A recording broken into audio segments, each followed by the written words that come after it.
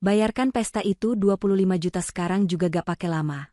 Bentak adik iparku.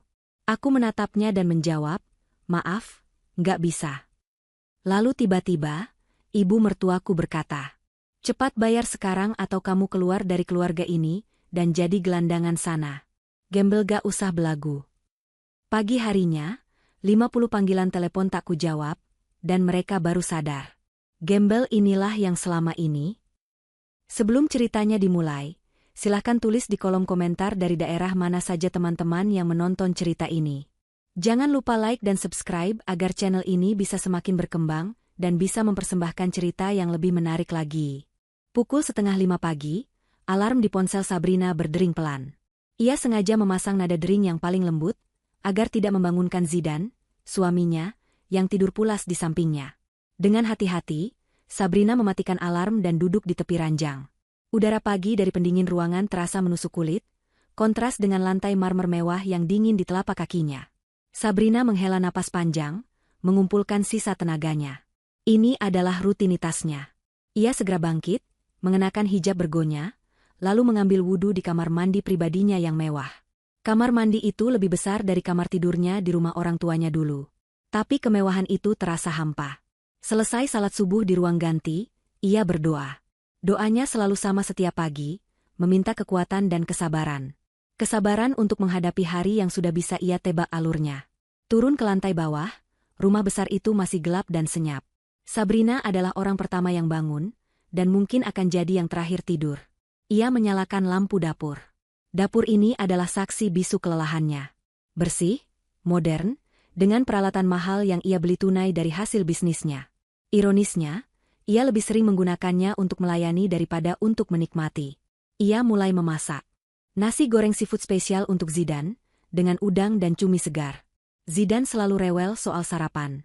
Untuk Lita, adik iparnya, dan Ibu Siti, ibu mertuanya, ia hanya membuatkan nasi goreng biasa dengan telur mata sapi.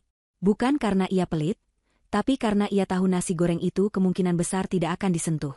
Mereka akan bangun siang, lalu memesan sarapan mahal dari restoran melalui aplikasi.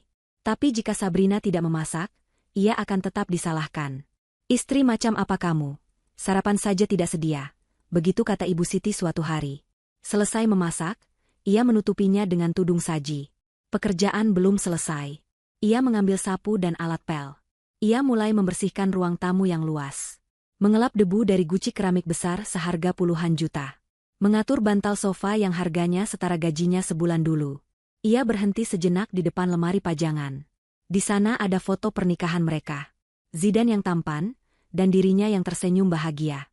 Di sebelahnya, ada foto keluarga besar Zidan. Ia ada di foto itu, berdiri agak di pinggir, senyumnya kaku. Pikirannya melayang. Dulu, ia menikahi Zidan karena cinta. Zidan adalah pria baik, meski sedikit manja. Keluarga Zidan adalah keluarga terpandang. Tapi setahun setelah pernikahan, perusahaan ayah Zidan bangkrut, dan tak lama kemudian ayahnya meninggal karena serangan jantung. Zidan, yang tidak siap memegang kendali, membuat sisa perusahaan itu kolaps total. Mereka hampir kehilangan segalanya. Saat itulah Sabrina, yang selama ini diremehkan karena hanya ibu rumah tangga, menggunakan keahliannya. Bisnis online yang ia rintis diam-diam, yang awalnya hanya dianggap jualan baju daster oleh Ibu Siti, ternyata adalah bisnis impor-ekspor skala besar. Sabrina cerdas. Ia membangun jaringan distributor yang kuat. Dalam 2 tahun, bisnisnya meledak. Dialah yang mengambil alih cicilan rumah mewah ini. Dialah yang membeli mobil Alphard baru untuk Zidan agar gengsinya terjaga. Dialah yang membiayai gaya hidup mewah Ibu Siti dan Lita. Tapi statusnya di rumah itu tidak pernah berubah. Ia tetap menantu yang dianggap numpang. Ia adalah pembantu yang kebetulan punya akses ke rekening bank tak terbatas. Pukul 7, Zidan turun. Sudah rapi dengan kemeja mahal yang disetrika Sabrina semalam. Sabrina, kopiku mana? Tanyanya tanpa melihat, matanya sibuk dengan ponsel. Sudah di meja, Mas, jawab Sabrina lembut, sambil mengelap meja makan. Zidan duduk, menyeruput kopinya. Nasi gorengnya udangnya kurang banyak, keluhnya. Sabrina hanya mengangguk. Pukul 8, Lita turun dari kamarnya. Gadis itu akan berusia 17 tahun minggu depan. Ia masih memakai piyama satin, rambutnya acak-acakan, dan wajahnya cemberut. Ia melempar ponselnya ke meja. Ceka, nasi goreng lagi. Aku bosan. Mau croissant almond, katanya. Nanti pesan saja, Lid, kata Sabrina sabar. Kakak yang pesankan. Pakai akun kakak. Saldo ojek onlineku habis, sahutnya enteng. Sabrina mengangguk lagi. Ia sudah biasa. Tepat saat itu, Ibu Siti keluar dari kamarnya. Wajahnya segar, ia sudah mandi, mengenakan dress rumah yang mahal. Pagi, Bu, sapa Sabrina. Ibu Siti hanya bergumam. Ia duduk di meja makan, menatap sinis nasi goreng di piringnya. Kamu ini masak tidak niat. Minyaknya banyak sekali. Kolesterol saya bisa naik, katanya. Sabrina diam saja. Ia tahu, apapun yang ia lakukan, akan selalu salah.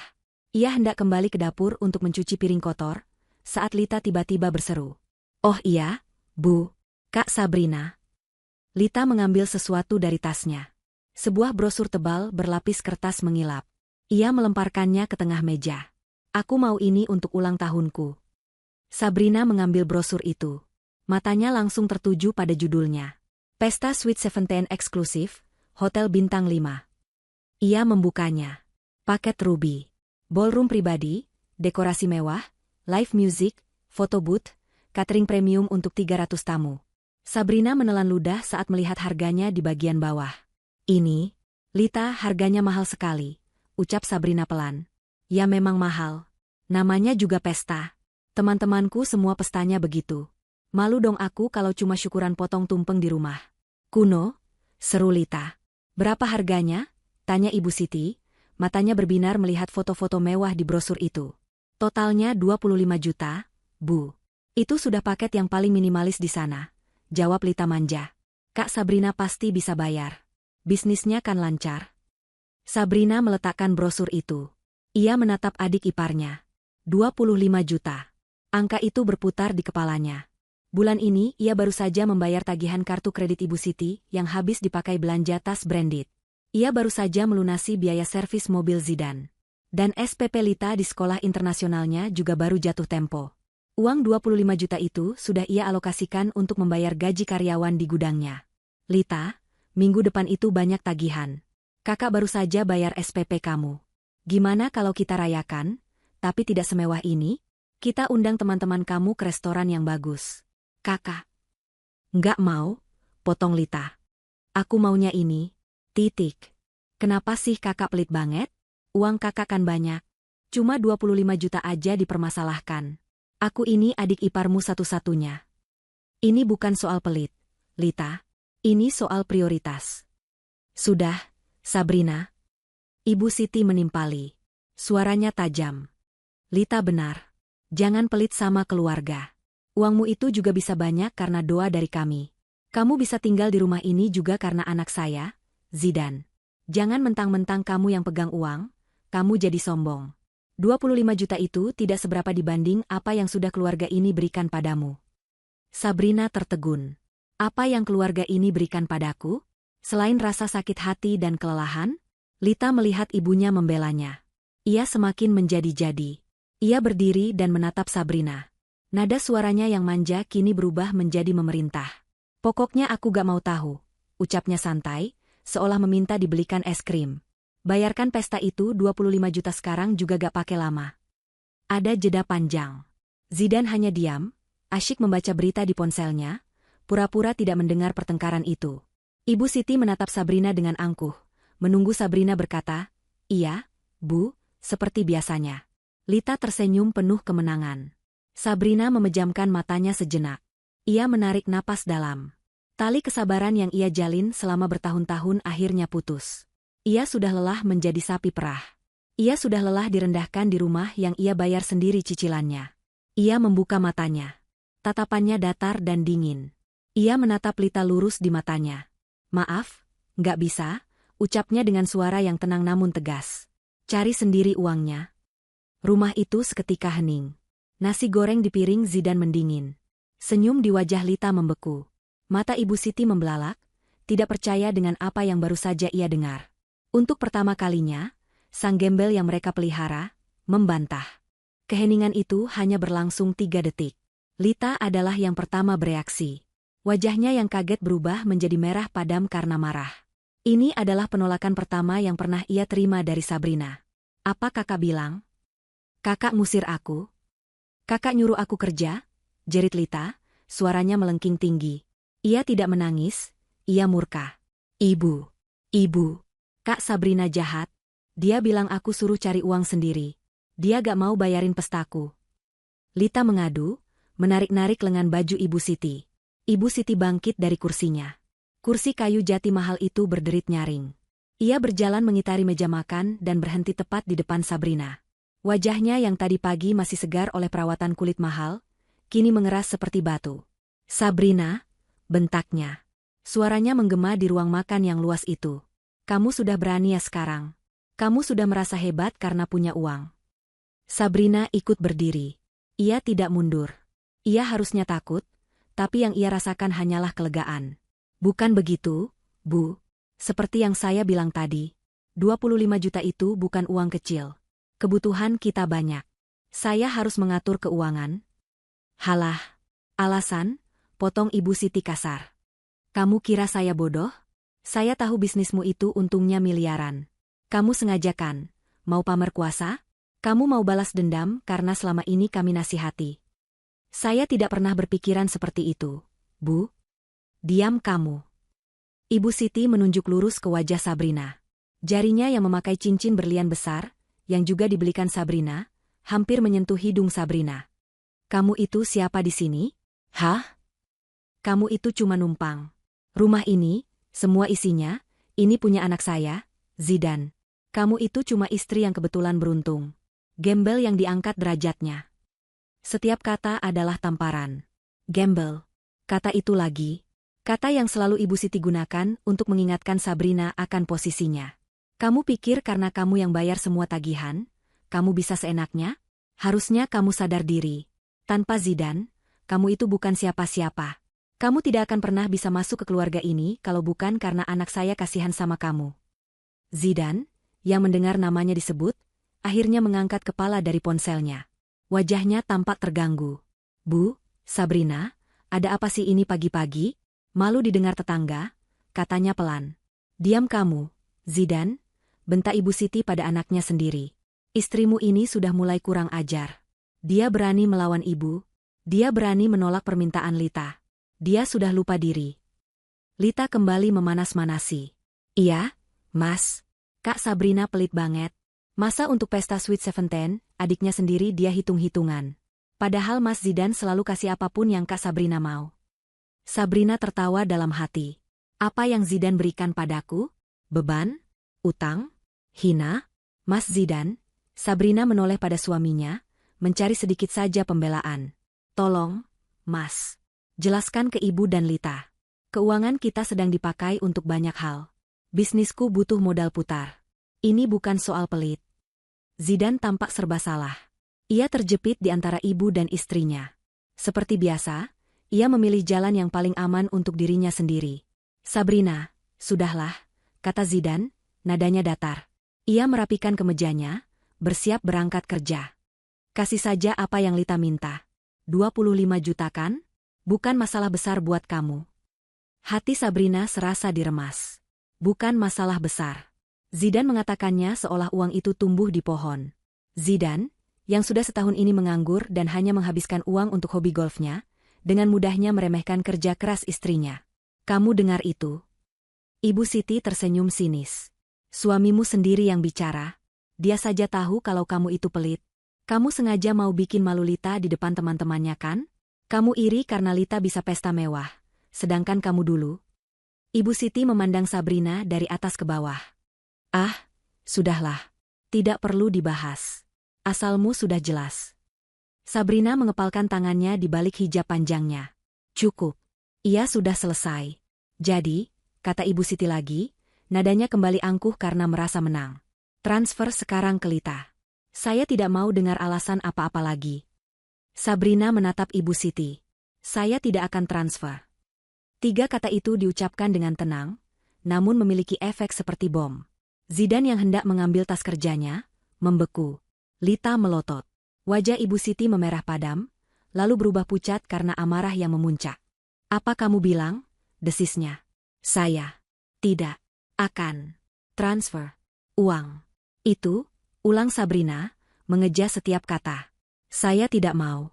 Lita bisa merayakannya. Tapi tidak dengan uang 25 juta untuk pesta satu malam. Kurang ajar. Ibu Siti berteriak begitu keras, hingga guci di ruang tamu seolah ikut bergetar. Berani kamu melawan saya di rumah saya sendiri? Ini bukan rumah ibu, sahut Sabrina pelan. Apa? Ini bukan rumah ibu. Dan ini juga bukan rumah Mas Zidan. Lanjut Sabrina, suaranya kini bergetar, bukan karena takut, tapi karena emosi yang tertahan. Rumah ini, atas nama saya. Saya yang membayar cicilannya setiap bulan dengan uang saya sendiri. Mobil yang Mas Zidan pakai, atas nama saya. SPP Lita, kartu kredit ibu, semua tagihan itu uang saya. Kebenaran itu, meski selalu mereka hindari, kini terucap lantang. Ibu Siti dan Lita tampak kaget. Mereka tahu Sabrina yang membayar, tapi mereka tidak pernah mau mengakuinya secara terbuka. Ibu Siti tertawa mengejek, berusaha mengembalikan harga dirinya. Oh, jadi kamu mengungkit itu semua? Kamu menghitung semua yang kamu keluarkan? Dasar gembel, tetap saja perhitungan. Kalau begitu, kalau kamu merasa ini rumahmu. Ibu Siti menarik napas dalam-dalam. Ia sudah sampai di puncak kemarahannya. Ia menunjuk ke pintu depan. Cepat bayar sekarang atau kamu keluar dari keluarga ini, dan jadi gelandangan sana. Gembel gak usah belagu. Itu adalah kalimat pamungkas. Kalimat yang selalu ia gunakan sebagai ancaman. Ia yakin Sabrina akan takut. Ia yakin Sabrina akan menangis dan memohon ampun, lalu mentransfer uang itu. Sabrina menatap Ibu Siti. Ia menatap Lita yang tersenyum licik. Dan terakhir, ia menatap Zidan, suaminya. Mas? Tanya Sabrina, memberikan satu kesempatan terakhir. Zidan membuang muka. Ia meraih tas kerjanya. Aku pusing. Kalian selesaikan sendiri. Aku terlambat, katanya, lalu berjalan cepat keluar dari pintu depan, meninggalkan Sabrina sendirian di tengah amukan ibu dan adiknya. Pengkhianatan itu terasa final.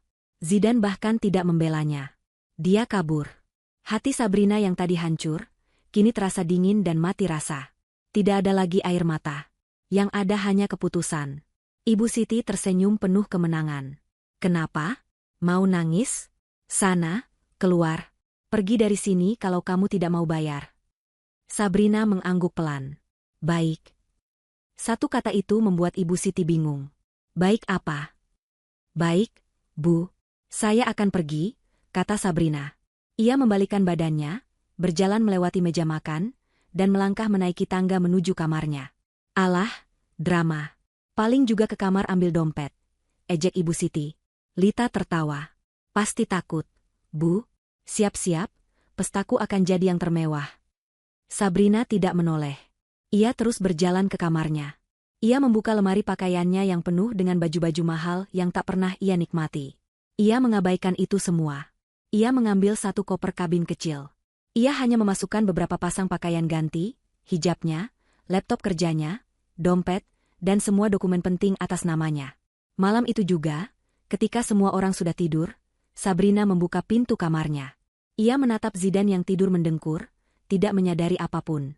Ia meletakkan cincin kawinnya di atas meja nakas. Kalian yang memintaku pergi, bisiknya, akan kuturuti. Ia turun ke bawah. Sebelum membuka pintu depan, ia duduk di sofa ruang tamu. Ia membuka laptopnya. Waktunya bersih-bersih. Gumamnya, jarinya menari di atas keyboard. Pertama, ia membatalkan jadwal transfer otomatis untuk cicilan KPR rumah mewah itu. Kedua, ia mengirim email ke pihak leasing untuk menghentikan pembayaran mobil Alphard atas nama Zidan. Ketiga, ia memblokir semua kartu kredit tambahan yang ia berikan untuk Ibu Siti dan Lita. Keempat, ia mengirim email ke bagian administrasi sekolah Lita, menyatakan bahwa ia, sebagai penjamin, menghentikan semua pembayaran SPP dan biaya lainnya. Setelah selesai, ia mematikan laptopnya. Ia mengambil koper kecilnya. Ia menonaktifkan ponsel utamanya dan memasukkannya ke dalam tas. Ia tidak akan bisa dihubungi. Ia melangkah keluar dari pintu depan, menutupnya pelan tanpa suara. Ia berjalan di kegelapan malam, meninggalkan rumah yang telah ia bangun dengan keringatnya, menuju kehidupan baru. Dan ia tahu, pagi nanti, neraka akan pecah di rumah itu. Jarum jam di dinding ruang tamu menunjukkan pukul 1 dini hari. Keheningan rumah mewah itu terasa pekat, hanya terpecah oleh suara dengkuran halus Zidane dari kamar di lantai atas. Sabrina berdiri di depan pintu utama yang terbuat dari kayu jati solid, sebuah pintu yang ia bayar lunas dengan bonus akhir tahunnya 2 tahun lalu. Di tangannya ada satu koper kabin kecil. Di hatinya, ada kekosongan yang anehnya terasa melegakan. Ia memutar kunci pelan, sangat pelan, berusaha tidak menimbulkan suara. Pintu itu terbuka tanpa derit. Udara malam yang sedikit lembab menyambutnya. Ia melangkah keluar dari teras marmer, melewati taman kecil yang rumputnya selalu ia rapikan setiap akhir pekan. Ia berhenti sejenak di depan gerbang besi tempa yang tinggi. Ia memandangi rumah itu sekali lagi. Rumah itu adalah simbol kesuksesannya. Rumah yang ia beli untuk membahagiakan suaminya, untuk mengangkat derajat keluarga mereka. Tapi bagi penghuninya, rumah ini adalah istana tempat mereka berkuasa, dan ia adalah budak yang membiayai semuanya. Di jendela kamar Lita, lampu tidur masih menyala. Sabrina membayangkan gadis itu tidur nyenyak, memimpikan pesta 25 jutanya. Di kamar utama, Ibu Siti mungkin sedang mendengkur, puas setelah berhasil memojokkan menantunya. Dan Zidane, suaminya, tidur di ranjang empuk yang mereka beli bersama, setelah dengan pengecut melarikan diri dari masalah. Sabrina berbalik. Ia tidak memesan taksi. Ia berjalan kaki menyusuri jalanan kompleks yang sepi. Ia butuh waktu untuk menjernihkan pikiran. Setiap langkah menjauh dari rumah itu terasa seperti melepaskan satu rantai yang membelenggunya. Rantai penghinaan. Rantai kewajiban palsu. Rantai rasa bersalah yang tidak seharusnya ia pikul. Pikirannya melayang pada kejadian-kejadian yang telah ia telan bulat-bulat selama ini. Ingatannya berputar pada 3 bulan lalu, saat Ibu Siti merayakan ulang tahun. Sabrina sudah memesankan restoran mahal dan membelikan tas yang harganya belasan juta. Tapi Ibu Siti mengeluh. Kamu ini belikan ibu tas model lama. Teman arisan ibu pakai yang seri terbaru.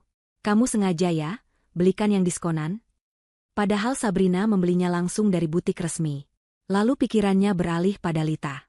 Bulan lalu, Lita merengek minta laptop gaming terbaru. Sabrina membelikannya. Seminggu kemudian, laptop itu tergeletak di kamar Lita dengan layar retak. Kesenggol, kata Lita enteng. Nanti kakak belikan yang baru ya. Yang ini lemot. Tidak ada permintaan maaf. Tidak ada rasa bersalah. Hanya ada tuntutan. Dan Zidane. Ah, Zidane. Suaminya. Pria yang seharusnya menjadi pelindungnya. Ingatannya kembali ke setahun lalu, ketika bisnis Sabrina nyaris goyah karena masalah impor. Ia stres berat, kurang tidur, dan jatuh sakit. Ia terbaring demam di kamar. Pagi itu, Zidane membangunkannya dengan kasar. Sabrina, bangun. Kemejaku yang biru muda di mana? Kamu belum setrika ya? Aku ada janji main golf pagi ini. Cepat buatkan sarapan. Zidane tidak bertanya apakah ia sudah minum obat. Zidane tidak peduli istrinya sedang menggigil. Yang Zidane pedulikan adalah kemejanya dan perutnya. Malam itulah, cinta Sabrina pada Zidane mulai mati. Ia sadar ia tidak menikahi seorang pria. Ia menikahi seorang anak manja yang besar di tubuh pria dewasa, yang hanya melihatnya sebagai fasilitas. Langkah kaki Sabrina membawanya ke jalan raya utama. Ia menyalakan ponsel bisnisnya, ponsel kedua yang tidak diketahui keluarganya. Ia memesan sebuah taksi premium. Sambil menunggu, ia membuka aplikasi perbankannya. Ia menatap layar laptopnya yang ada di pangkuannya saat ia duduk di sofa tadi. Membatalkan cicilan KPR. Klik. Membatalkan autodebit leasing mobil. Klik. Memblokir 3 kartu kredit tambahan. Klik. Mengirim email ke administrasi sekolah. Kirim. Setiap klik terasa seperti sebuah kemenangan kecil. Ia tidak hanya pergi. Ia sedang mengambil kembali apa yang menjadi miliknya. Uangnya, harga dirinya, dan hidupnya. Taksi tiba. Sopir itu turun dan membukakan pintu untuknya, membantunya memasukkan koper kecil ke bagasi. Ke Hotel Imperial, Pak, kata Sabrina tenang. Hotel Imperial adalah hotel bintang 5 termahal di kota itu. Tempat di mana Ibu Siti dan Lita selalu bermimpi bisa menginap, tapi Sabrina selalu menolaknya dengan alasan terlalu boros. Malam ini, ia memanjakan dirinya sendiri. Perjalanan 30 menit terasa singkat. Ia check-in menggunakan kartu kredit bisnisnya. Resepsionis itu tersenyum ramah. Selamat datang, Nyonya Sabrina. Kamar Presidential Suite Anda sudah siap di lantai 25. Sabrina mengangguk. Ia tidak butuh kamar semewah itu, tapi malam ini adalah pengecualian. Ia butuh pengingat tentang siapa dirinya sebenarnya. Di dalam kamar yang luar biasa luas itu, Sabrina meletakkan kopernya. Ia membuka jendela besar yang menyajikan pemandangan kota berkelip. Ia berdiri di sana lama sekali. Ia bukan lagi Sabrina si menantu penurut. Ia bukan lagi Sabrina si ATM berjalan. Ia bukan lagi gembel yang numpang hidup. Ia adalah Sabrina, pemilik bisnis sukses. Wanita mandiri yang bisa berdiri di atas kakinya sendiri. Ia melepaskan hijab bergonya yang biasa ia pakai di rumah. Hijab yang sudah kusam karena terlalu sering ia pakai saat mencuci dan memasak. Ia masuk ke kamar mandi marmer yang berkilauan. Ia menyalakan shower air panas dan berdiri di bawahnya. Air itu seolah membersihkan bukan hanya kotoran di tubuhnya, tapi juga semua hinaan dan rasa sakit yang menumpuk bertahun-tahun. Selesai mandi, ia mengenakan jubah mandi hotel yang lembut. Ia merebahkan diri di ranjang king size yang luar biasa nyaman. Ia mengambil ponsel utamanya yang mati dari dalam tas. Ia tidak menyalakannya. Ia meletakkannya di laci meja nakas dan menguncinya. Ia sudah memblokir nomor Zidan, Ibu Siti, dan Lita dari ponsel bisnisnya.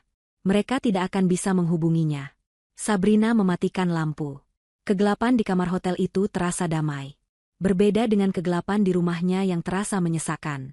Untuk pertama kalinya setelah bertahun-tahun, ia tidur tanpa beban di pundaknya. Ia tidur nyenyak, tanpa mimpi. Sementara beberapa kilometer jauhnya, di sebuah rumah mewah di Jalan Anggrek, sebuah bom waktu baru saja mulai berdetik, menunggu matahari terbit untuk meledak. Ia tahu, besok pagi adalah hari pertama dari sisa hidupnya yang baru. Matahari pagi menembus celah tirai tebal di kamar Hotel Imperial. Sabrina terbangun bukan karena alarm, tapi karena tubuhnya merasa cukup istirahat. Ia melirik jam di dinding. Pukul 7:30 pagi. Ini adalah rekor baginya. Biasanya, jam 7:30 ia sudah selesai memasak, membersihkan sebagian rumah, dan sedang menyetrika baju Zidan. Pagi ini, ia sendirian di kamar yang sunyi dan mewah. Perasaan ringan menjalar di dadanya. Ia bangkit, mengambil wudhu, dan melaksanakan salat subuh yang sedikit terlambat, namun terasa jauh lebih khusyuk. Doanya pagi ini berbeda. Ia tidak lagi meminta kesabaran. Ia meminta kekuatan untuk terus melangkah maju dan keadilan atas apa yang telah ia lalui. Selesai salat, ia memesan sarapan melalui layanan kamar. Omelet putih telur, salmon asap, salad buah segar, dan segelas jus jeruk murni. Sarapan yang ia inginkan, bukan sarapan sisa yang ia makan buru-buru di meja dapur.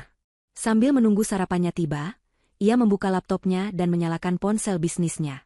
Inilah waktunya untuk eksekusi fajar. Semalam adalah pemutusan rantai secara digital.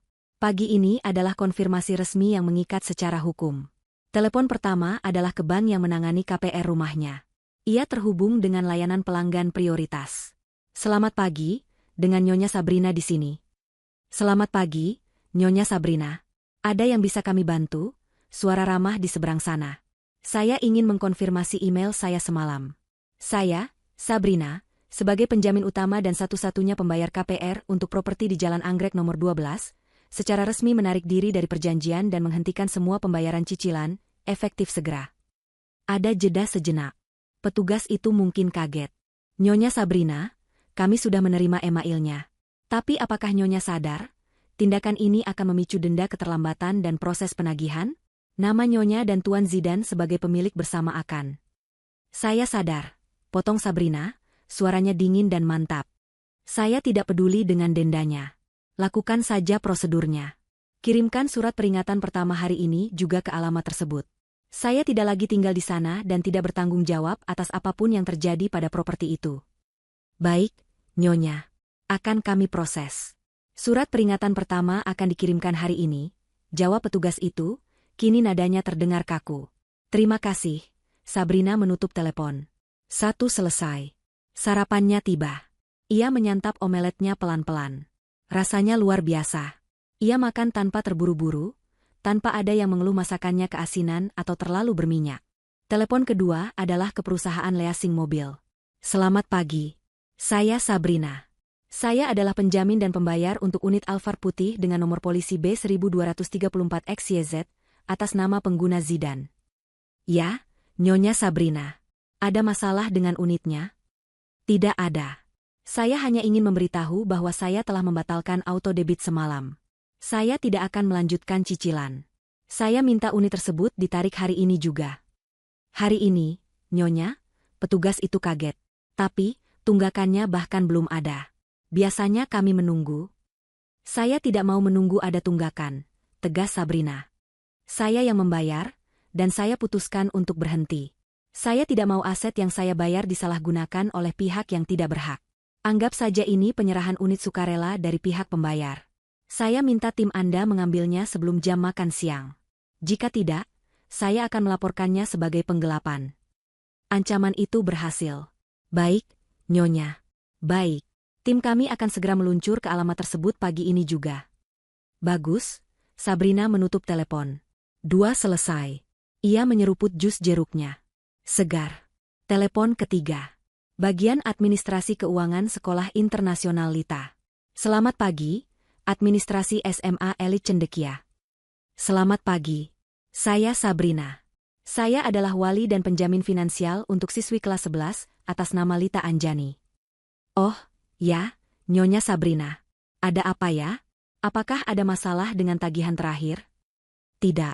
Saya menelepon untuk memberitahukan bahwa mulai detik ini, saya menghentikan semua bentuk pendanaan untuk siswi tersebut. SPP, biaya buku, biaya ekstrakurikuler, biaya study tour yang akan datang, semuanya. Saya tidak akan membayarnya lagi. Apa? Tapi, Nyonya, Lita sudah terdaftar untuk semester ini. Dan ada tunggakan SPP dari bulan lalu yang belum? Saya tahu. Dan saya tidak akan melunasinya, kata Sabrina. Itu sekarang menjadi tanggung jawab orang tuanya, Tuan Zidan atau Nyonya Siti. Silakan tagih mereka. Dan tolong, informasikan kepada Lita Anjani mengenai status keuangannya hari ini juga. Saya tidak mau ia terus bersekolah menggunakan fasilitas yang tidak ia bayar. Tapi, Nyonya ini akan berdampak pada status kesiswaannya. Saya mengerti. Lakukan saja tugas Anda. Sabrina menutup telepon. 3 selesai. Ini adalah bagian yang paling ia nikmati. Ia tahu persis bagaimana malunya Lita. Di sekolah yang penuh dengan anak-anak pejabat dan pengusaha kaya, berita menunggak SPP akan menyebar seperti api. Gengsi yang selalu Lita banggakan akan hancur lebur. Terakhir, ia menelepon asisten pribadinya di kantor. Asistennya adalah satu-satunya orang yang tahu betapa Sabrina menderita di rumah itu. Rina, pagi. Pagi, Bu Sabrina. Ibu baik-baik saja? Ibu tidak di rumah. Rina terdengar khawatir. Saya baik, Rina. Jauh lebih baik. Saya sudah pergi dari rumah itu, kata Sabrina. Syukurlah, Bu, jawab Rina lega. Apa yang bisa saya bantu? Pertama, pastikan semua kartu kredit tambahan atas nama Zidan dan Siti sudah terblokir permanen. Kedua, kirimkan surat somasi pertama dari tim pengacara kita ke alamat rumah itu. Agendanya, gugatan cerai dan pembagian harta. Gugatan cerai, Bu? Ya. Saya sudah selesai, Rina. Saya mau semua aset yang murni atas nama saya, aman. Dan aset bersama, kita bagi sesuai hukum. Pastikan pengacara kita menggarisbawahi bahwa rumah itu adalah murni aset saya, karena cicilannya saya yang bayar dari penghasilan saya pribadi. Siap, Bu. Akan saya laksanakan segera. Ibu akan bekerja dari mana hari ini? Saya akan bekerja dari hotel. Kirimkan saja dokumen yang perlu saya tanda tangani secara digital. Untuk beberapa hari ke depan, saya mau fokus menenangkan diri sambil tetap memantau bisnis. Baik, Bu. Semoga Ibu tenang di sana. Terima kasih, Rina. Sabrina menutup telepon. Semuanya sudah berjalan. Roda-roda birokrasi dan hukum sudah berputar. Ia menghabiskan salad buahnya. Ia merasa sangat berkuasa. Bukan karena uangnya, tapi karena ia akhirnya bisa mengendalikan hidupnya sendiri. Ia memikirkan Zidan. Mungkin saat ini suaminya itu sedang dalam perjalanan ke kantornya, yang sebenarnya hanyalah kedai kopi tempat ia bertemu teman-temannya sebelum pergi ke lapangan golf. Ia mungkin belum sadar kartu kredit perusahaan yang ia pakai, yang tagihannya dibayar Sabrina, sudah tidak berguna. Ia memikirkan Ibu Siti. Mungkin sebentar lagi beliau akan bangun, berteriak memanggilnya untuk membuatkan jus pagi. Ia akan menemukan rumah yang kosong dan sarapan yang mendingin di meja. Dan Lita. Mungkin ia sedang bersiap ke sekolah, mengeluh karena tidak ada yang mengantarnya dengan mobil Alphard. Sabrina tersenyum tipis. Senyum yang sinis. Ia mengambil ponsel utamanya yang mati dari laci. Ia memasukkan kartu SIM baru yang sudah ia siapkan. Nomor baru, kehidupan baru. Ponsel lamanya, ia biarkan mati. Tapi ia penasaran. Ia menyalakan ponsel itu tanpa kartu SIM, hanya menggunakan Wi-Fi hotel. Begitu ponsel itu hidup dan terhubung ke internet, layar itu seolah meledak.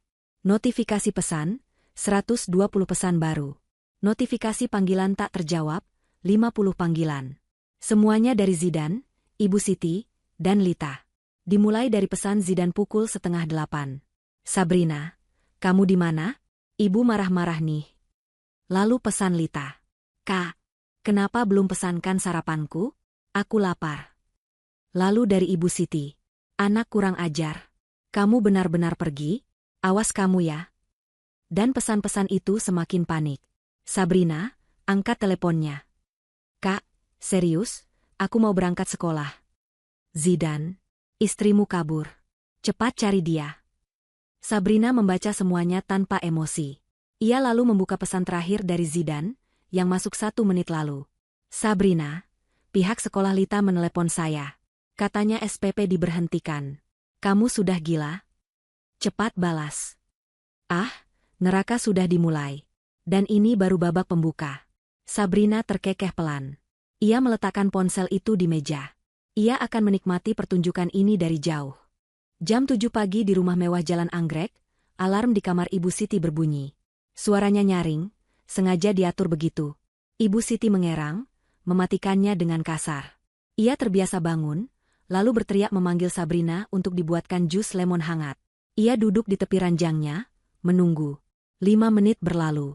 Tidak ada suara langkah kaki Sabrina di lorong. Tidak ada ketukan pelan di pintunya. Sabrina, teriaknya, suaranya serak khas bangun tidur. Jus saya mana? Kamu tuli? Hening. Hanya suara pendingin ruangan yang terdengar. Ibu Siti mendengus kesal. Anak itu benar-benar harus diberi pelajaran. Semakin manja, gumamnya. Dengan malas, ia bangkit dan mengenakan jubah mandinya. Ia berjalan keluar kamar. Pintu kamar Zidan dan Sabrina masih tertutup. Ibu Siti menggedornya keras. Zidan, Sabrina, bangun, sudah siang. Tidak ada jawaban. Ibu Siti semakin kesal. Ia membuka pintu kamar itu tanpa izin. Pemandangan di dalam membuatnya bingung. Kamar itu rapi, terlalu rapi. Ranjang di sisi Sabrina sudah dibereskan. Zidan masih tidur pulas, mendengkur, memeluk guling. Tapi Sabrina tidak ada. Zidan. Ibu Siti mengguncang tubuh anaknya. Bangun, istrimu di mana? Zidan menggeliat. Hah? Apa? Bu? Sabrina? Paling di dapur. Tidak ada. Aku sudah panggil-panggil, kata Ibu Siti. Di kamar mandi juga tidak ada. Saat itulah Lita keluar dari kamarnya, menguap lebar. Ibu, berisik banget. Sih. Kak Sabrina mana? Aku lapar. Suruh dia pesankan sarapan di restoran Jepang yang baru buka itu. Dan bilang padanya, aku mau diantar ke sekolah pakai Alphard hari ini. Malas pakai mobil sedan. Kakak iparmu tidak ada. Bentak Ibu Siti, kepanikan kecil mulai menjalari suaranya. Mereka bertiga turun ke lantai bawah. Ruang makan sepi. Tudung saji di atas meja masih tertutup. Lita membukanya dengan kasar. Ceka. Nasi goreng lagi. Nasi goreng dingin. Serunya jijik. Di dapur, semuanya bersih. Terlalu bersih. Tidak ada tanda-tanda aktivitas pagi. Tidak ada wajan di kompor. Tidak ada piring kotor di wastafel. Seolah dapur itu tidak disentuh. Dia benar-benar kabur, ucap Lita, nadanya lebih terdengar jengkel daripada khawatir. Gara-gara 25 juta saja dia kabur? Murahan sekali. Ibu Siti tidak seenteng itu. Ia mulai merasa ada yang tidak beres. Zidan, cepat telepon dia. Suruh dia pulang sekarang. Bilang ibu maafkan, asal dia transfer uangnya Lita. Zidan, yang wajahnya masih bengkak karena tidur, mengambil ponselnya. Iya, Bu, sabar. Ia menekan nomor Sabrina. Panggilannya langsung masuk ke kotak suara. Tidak aktif, Bu. Paling baterainya habis. Alasan. Coba lagi. Zidan mencoba lagi. Dan lagi. Dan lagi. Kotak suara. Benar-benar mati, Bu. Kurang ajar. Ibu Siti menggebrak meja. Berani-beraninya dia mematikan ponsel. Dia mau main-main sama kita? Lita mendengus. Ya sudah, aku pesan sarapan sendiri. Ia membuka aplikasi ojek online di ponselnya. Ia memilih menu sarapan seharga Rp300.000. Saat hendak membayar, ia tertegun. Loh, kok kartu kreditku ditolak? Ia mencoba lagi. Pembayaran gagal. Ia mencoba kartu debitnya. Saldo tidak mencukupi. Kenapa ini? Lita panik. Mas Zidan. Ibu.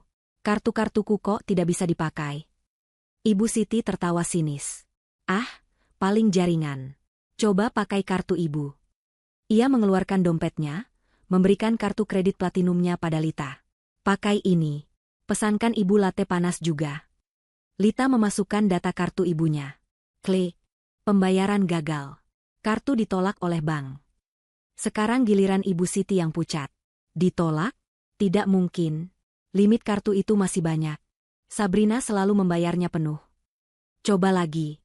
Kamu pasti salah masukkan nomor. Sudah benar, Bu. Tetap ditolak. Suasana di meja makan mendadak tegang. Zidan, yang tadinya mengantuk, kini matanya terbuka lebar. Ia meraih dompetnya sendiri. Ia membuka aplikasi mobile bankingnya. Matanya membelalak ngeri. Saldo rekeningku 0, bisiknya. Tidak mungkin. Kemarin Sabrina baru transfer uang bulanan. Apa? Ibu Siti dan Lita berteriak bersamaan. Zidan mencoba membuka aplikasi kartu kreditnya. Diblokir. Semua kartuku diblokir. Ya Tuhan. Ada apa ini? Sabrina. Desis Ibu Siti. Ini pasti ulah gembel itu. Dia berani memblokir semua kartu kita. Dia mau kita kelaparan? Telepon dia. Telepon dia sekarang. Zidan berteriak pada ibunya, lupa bahwa ia sendiri tadi gagal. Ibu Siti, Lita, dan Zidan, 3 orang itu kini panik.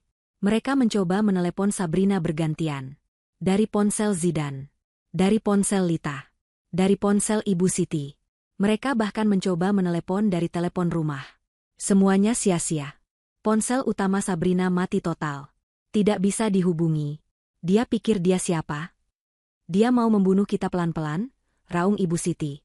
Ia mondar-mandir di ruang makan. Mas, aku harus ke sekolah, jerit Lita. Aku malu kalau tidak masuk. Nanti teman-temanku tanya. Pestaku gimana? Mas, gimana? Diam kamu, Lita. Pesta. Kamu tidak lihat kita lagi masalah besar? Bentak Zidan. Ia menarik rambutnya sendiri, frustrasi. Ia tidak pernah menghadapi masalah seperti ini. Selama ini, ia hanya perlu mengulurkan tangan, dan Sabrina akan mengisinya dengan uang. Ini semua gara-gara kamu, Lita. Zidan menyalahkan adiknya.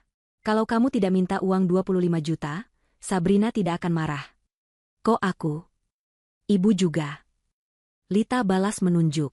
Ibu yang bentak-bentak dia. Ibu yang suruh dia pergi. Kalian berdua yang salah. Ibu Siti balas membentak. Kalian yang manja. Ibu cuma membela kalian. Mereka bertiga saling menyalahkan di tengah ruang makan mewah yang mulai terasa dingin. Tidak ada sarapan. Tidak ada uang. Tidak ada kekuasaan. Mereka terisolasi. Tiba-tiba, ponsel Zidan berdering. Bukan Sabrina. Nomor tidak dikenal. Itu adalah nomor kantor. Dengan tangan gemetar, Zidan mengangkatnya. Halo? Dengan Tuan Zidan? Ya, saya sendiri. Kami dari Administrasi Keuangan SMA Elit Cendekia. Kami hanya ingin menginformasikan bahwa penjamin finansial Putri Lita Anjani, Nyonya Sabrina, telah secara resmi menghentikan semua pembayaran. Dan status Nona Lita saat ini adalah menunggak SPP selama 3 bulan. Pembayaran sebelumnya ditarik kembali oleh pihak bank. Zidan merasa lututnya lemas. Apa maksud Anda? Maksud saya, Tuan Zidan, Lita tidak bisa mengikuti kegiatan belajar mengajar sampai semua tunggakan lunas. Totalnya 45 juta rupiah. Dan jika tidak dilunasi dalam 3 hari, namanya akan kami coret dari daftar siswa. Telepon ditutup. Zidan menatap Ibu Siti dan Lita. Wajahnya pucat pasi. Ia tidak sanggup bicara. Ia hanya menjatuhkan ponselnya ke lantai. Ada apa? Mas? Siapa? Tanya Lita takut-takut. Ibu Siti mengambil ponsel Zidan yang retak. Ia melihat riwayat panggilan. Sekolah Lita? Ada apa? Zidan? Jawab. Kita habis, bisik Zidan. Sabrina, dia menghentikan uang sekolah Lita. Lita menunggak 45 juta. Dia mau dikeluarkan. Jeritan Lita lebih keras dari teriakan Ibu Siti. Ia histeris. Tidak mungkin. Aku malu. Aku matisan. Kak Sabrina jahat. Ibu Siti terduduk lemas di kursi. 45 juta. Angka itu seperti palu godam yang menghantam kepalanya. Di mana mereka bisa dapat uang sebanyak itu? Mereka tidak punya apa-apa.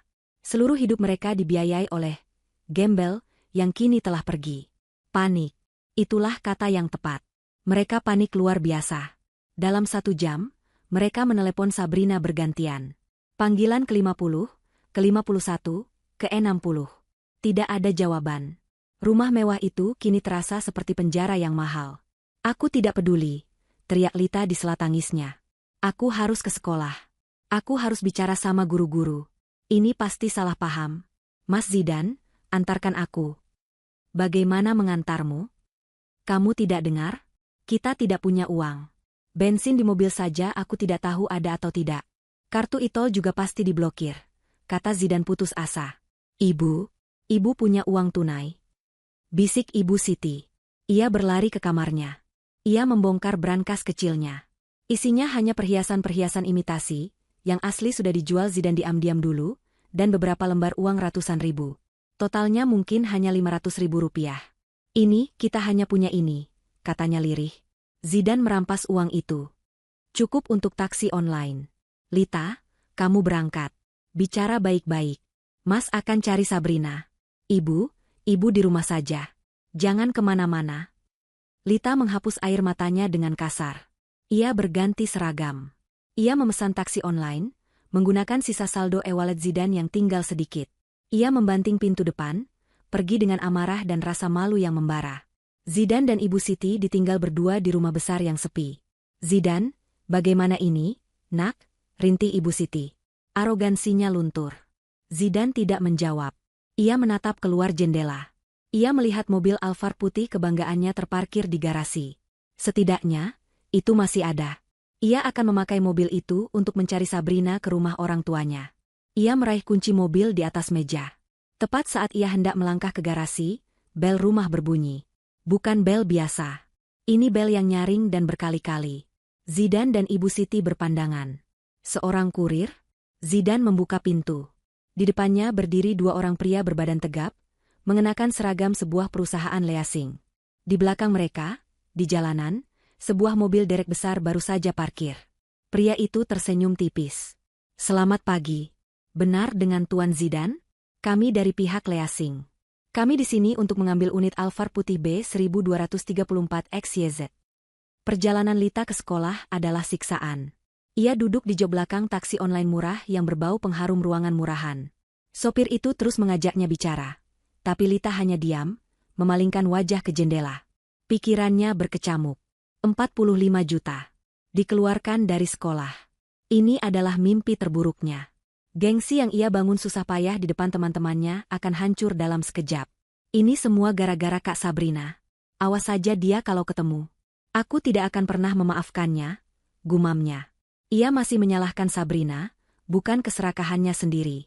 Ia masih yakin ini hanya salah paham, bahwa kakak iparnya itu hanya sedang ngambek dan perlu dibujuk. Ketika taksi itu tiba di gerbang SMA Elit Cendekia, Lita membayar dengan sisa uang tunai yang diberikan Zidan. Ia turun. Beberapa temannya dari geng sosialitas sedang turun dari mobil-mobil mewah mereka, Mercedes, BMW, bahkan Porsche. Mereka diantar sopir pribadi. Lita, turun dari taksi kuning yang kusam. Lita, tumben? Mobilmu di bengkel? Sapa salah satu temannya, Sasa. Lita memaksakan senyum. Iya, biasa, servis bulanan, bohongnya. Ia berjalan cepat, berusaha menghindari percakapan lebih lanjut. Ia harus segera ke ruang administrasi sebelum gosip menyebar. Ia berjalan di lobi marmer sekolah yang megah. Beberapa siswa menatapnya aneh. Mungkin karena wajahnya sembab habis menangis. Ia tidak peduli. Ia berbelok ke koridor ruang guru. Tepat saat ia akan masuk ke ruang administrasi, namanya tiba-tiba terdengar dari pengeras suara sekolah yang menggema di seluruh penjuru. Panggilan kepada siswi, Lita Anjani dari kelas 11A, diharap segera ke ruang administrasi keuangan. Sekali lagi, Lita Anjani, segera ke ruang administrasi keuangan. Suara itu keras, jelas, membekukan. Seluruh koridor yang tadi ramai oleh siswa yang berlalu lalang, mendadak hening. Semua mata menoleh ke arahnya. Panggilan ke ruang keuangan melalui pengeras suara adalah hal yang sangat tabu di sekolah ini. Itu adalah kode untuk masalah serius. Itu adalah tanda aib. Wajah Lita terasa panas. Darahnya serasa surut dari wajahnya. Teman-temannya yang tadi di lobi kini menyusulnya, dan mereka mendengar pengumuman itu. Mereka saling berpandangan, lalu berbisik. Lita, dipanggil ke keuangan. Bukannya itu, kalau nunggak SPP. Gila. Jangan-jangan keluarganya bangkrut? Lita ingin bumi terbelah dan menelannya. Dengan langkah kaku, ia mendorong pintu ruang administrasi. Di dalam, seorang wanita parubaya berkacamata tebal, Ibu Rini, kepala tu, menatapnya tanpa ekspresi. Lita Anjani, silakan duduk. Ada apa, Bu? Kenapa harus panggil saya pakai pengeras suara? Ibu mau bikin saya malu? Sembur Lita, masih mencoba bersikap arogan untuk menutupi ketakutannya. Ibu Rini tidak terpengaruh. Saya panggil baik-baik lewat telepon ke orang tua Anda, tapi tidak ada jawaban yang jelas. Jadi saya pakai cara yang pasti Anda dengar. Ia meletakkan selembar kertas di atas meja. Anda tahu ini apa? Lita menatap kertas itu. Itu adalah surat tagihan. Saya tahu. Ada salah paham. Kakak ipar saya? Tidak ada salah paham, Nona Lita, potong Ibu Rini, suaranya dingin. Pagi ini, kami mendapat konfirmasi dari bank. Nyonya Sabrina, penjamin Anda, tidak hanya menghentikan pembayaran. Beliau menarik kembali semua pembayaran yang telah beliau lakukan untuk 3 bulan terakhir. Pihak bank mengizinkannya karena beliau adalah pembayar tunggal. Mata Lita membelalak. Ditarik kembali? Apa maksudnya? Maksudnya, Ibu Rini menjelaskan pelan, seolah bicara pada anak kecil, uang yang sudah dibayarkan untuk SPP Anda, ditarik lagi oleh pemilik rekening. Status Anda saat ini adalah menunggak penuh selama 3 bulan. Totalnya 45 juta rupiah. Napas Lita tercekat. Jadi ini bukan sekadar menghentikan. Ini adalah penghancuran total. Sabrina sengaja melakukannya. Ini jahat, jerit Lita. Dia tidak berhak. Secara hukum, beliau berhak. Uang itu uang beliau, kata Ibu Rini. Dan secara aturan sekolah, kami berhak menahan Anda. Anda tidak bisa masuk kelas. Anda tidak bisa ikut ujian. Dan jika dalam 3 hari tunggakan ini tidak lunas, nama Anda akan kami hapus dari daftar siswa. Tapi pestaku minggu depan. Lita meracau, otaknya tidak bisa memproses. Ibu Rini menatapnya dengan iba sesaat. Pesta? Sebaiknya Anda fokus mencari sekolah baru. Sekolah negeri mungkin? Saya dengar biayanya lebih terjangkau. Kalimat itu adalah hinaan terbesar. Lita, yang selalu memamerkan sekolahnya yang berbiaya ratusan juta, kini disarankan masuk sekolah negeri. Ibu jahat. Lita berdiri, menggebrak meja. Saya hanya menjalankan aturan. Sekarang, silakan keluar dari ruangan ini. Anda bisa menunggu di lobi. Anda tidak diizinkan masuk ke area kelas. Satpam akan memastikan itu, kata Ibu Rini tegas. Lita terhuyung keluar dari ruangan. Kakinya lemas. Ia malu. Sangat malu. Di koridor, beberapa siswa, termasuk gengnya, sudah menunggunya. Lit, ada apa? Kalau sampai dipanggil gitu? Tanya Sasa. Lita tidak bisa menjawab. Air matanya sudah menggenang. Kata anak-anak, lo nunggak SPP, ya? Tanya siswa lain, nadanya mengejek. Katanya lo bangkrut? Bukannya lo mau pesta 25 juta? Hahaha, pesta di mana? Di pinggir jalan? Ejekan itu terdengar dari segala arah. Geng sosialitanya yang biasa menjilatnya, kini menatapnya dengan pandangan merendahkan. Mereka mulai menjauhinya, seolah bangkrut adalah penyakit menular. Bukan. Itu bohong, teriak Lita. Kalian semua jahat. Ia tidak tahan lagi. Ia berlari. Ia mendorong siswa-siswa yang menghalangi jalannya. Ia berlari melewati lobi marmer, tidak peduli pada teriakan satpam yang memanggilnya. Ia berlari keluar dari gerbang sekolah yang megah itu. Ia berdiri di trotoar, di depan sekolah yang kini sudah tertutup baginya. Seragam mahalnya terasa seperti kostum badut. Ia menangis terisak-isak, menutupi wajahnya. Hidupnya hancur. Gengsinya hilang. Pestanya musnah. Ia bukan siapa-siapa lagi. Di tengah isak tangisnya, ponselnya berdering. Ia merogoh sakunya. Nama, Mas Zidan, tertera di layar. Dengan gemetar, ia mengangkatnya, berharap ada kabar baik. Berharap Sabrina sudah ditemukan dan semua ini hanya lelucon. Halo, Mas, aku. Lita. Suara Zidan di seberang sana terdengar panik, putus asa, dan penuh amarah. Kamu di mana? Cepat pulang sekarang. Naik apa saja. Mas, aku diusir dari sekolah. Aku tidak peduli soal sekolah, teriak Zidan memotongnya. Pulang. Mobil kita. Mobil Alphard diambil orang. Diambil Lessing tadi di depan rumah. Kita sudah tidak punya mobil. Genggaman Lita di ponselnya melemah. Kabar itu adalah pukulan terakhir. Sekolahnya hilang. Sekarang mobilnya. Tahta kemewahannya runtuh satu persatu. Ponsel itu terlepas dari tangannya. Benda mahal itu jatuh ke trotoar yang keras. Layarnya retak, membentuk jaring laba-laba, lalu mati. Sama seperti hidupnya. Ponsel Zidan masih menempel di telinganya, meski di seberang sana Lita sudah tidak bersuara. Ia mendengar suara debuman, lalu hening. Adiknya mungkin pingsan. Atau mungkin menjatuhkan ponselnya. Zidan tidak peduli. Ia sendiri merasa kakinya seperti jeli. Diambil Lessing. Ia mengulangi kata-kata itu seperti mantra. Ia menatap nanar ke arah garasi. Dua pria berbadan tegap itu masih di sana. Yang satu sedang memegang kunci Alphardnya, kunci yang baru saja ia serahkan dengan tangan gemetar. Pria yang satunya lagi tersenyum tipis. Senyum profesional yang terasa seperti tamparan. Ibu Siti, yang sejak tadi berdiri mematung di ambang pintu, tiba-tiba tersadar dari pingsannya. Ini bukan pingsan karena kaget, tapi pingsan karena amarah yang tidak tersalurkan. Tidak, jeritnya. Ia berlari keluar, menerobos Zidan, menuju ke garasi. Ia bahkan tidak memakai sandalnya. Kakinya yang terawat menginjak lantai carport yang kotor. Kalian siapa? Beraninya kalian masuk pekarangan saya. Pergi. Ia mencoba mendorong salah satu pria itu. Pria itu hanya bergeser sedikit, tidak terpengaruh. Maaf, Nyonya, kata pria yang memegang kunci. Kami hanya menjalankan tugas. Penjamin dan pembayar unit ini, atas nama Nyonya Sabrina, telah secara sukarela menyerahkan unit dan menghentikan pembayaran. Kami diperintahkan untuk menariknya hari ini juga. Sabrina? Gembel itu lagi? Raung Ibu Siti. Wajahnya merah padam. Dia tidak berhak. Ini mobil anak saya.